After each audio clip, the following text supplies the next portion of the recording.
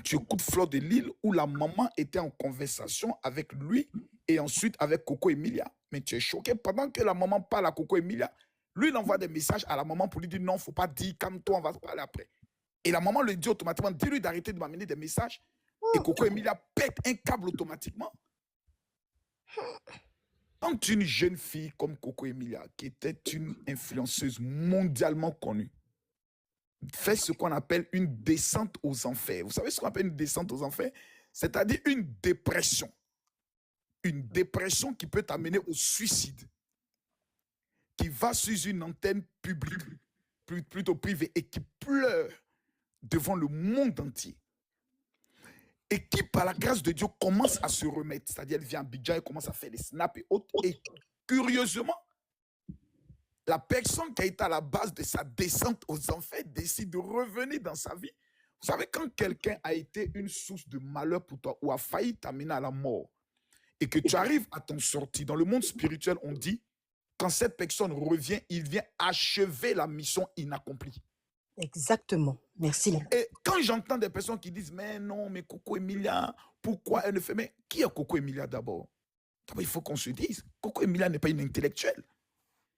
Coco Emilia, c'est une jeune fille, bon, qui aime la vie des bars, la vie des boîtes de nuit.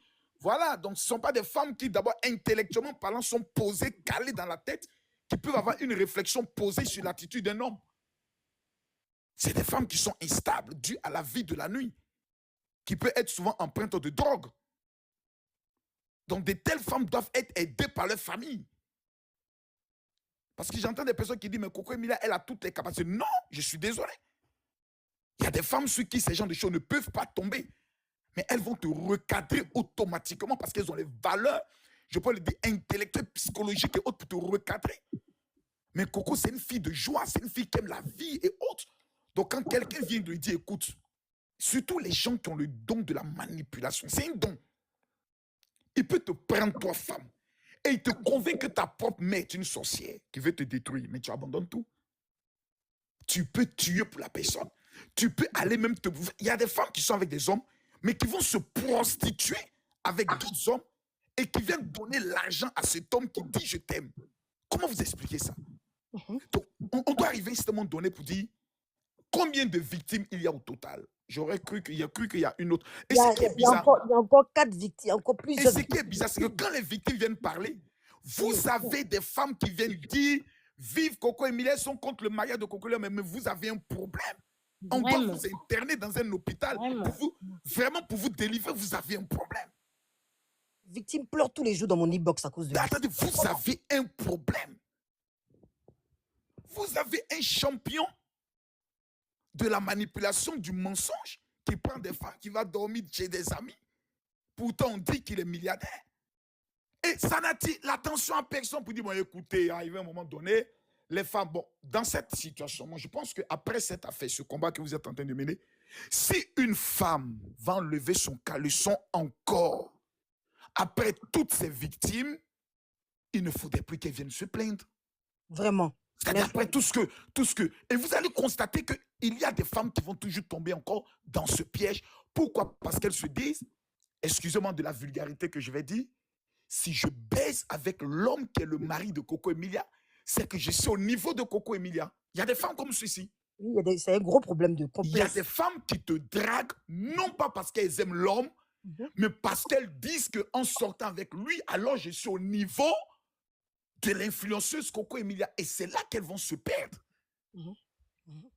Mais il y a aussi des femmes qui sont dans la discrétion, qui mènent leur vie, qui sont économiquement stables et autres, et qui tombent sur ces genres de personnes. Moi, je connais une influenceuse malienne, je vais taire son nom, qui a rencontré le personnage dans un grand hôtel à la réception, et il voulait forcer pour faire des photos hautes.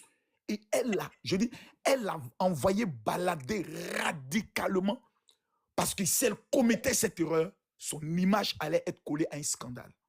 Faisons attention. Quelle est la leçon à tenir quand vous êtes avec un homme qui vous dit qu'il vous aime et qu'il vous dit « je sors d'un divorce » ou « je suis en instance de divorce », il y a une première des choses à faire. Prenez son téléphone, déverrouillez-le, allez regarder toute sa messagerie. Je demande à toutes les femmes, tu es avec un homme, je t'en supplie, Prends son téléphone ce soir, déverrouille, va regarder dans le téléphone. L'amour n'exclut pas la vérification. Je préfère vérifier. Pourquoi? Parce que s'il te donne le sida, s'il te donne une maladie, je peux le dire, sexuellement transmissible, tu n'auras que tes yeux pour pleurer demain.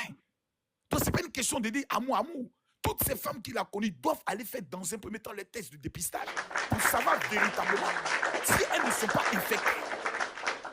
Et ensuite, se recaser parce qu'on est en face de quelque chose de grave. Il peut y avoir des infections.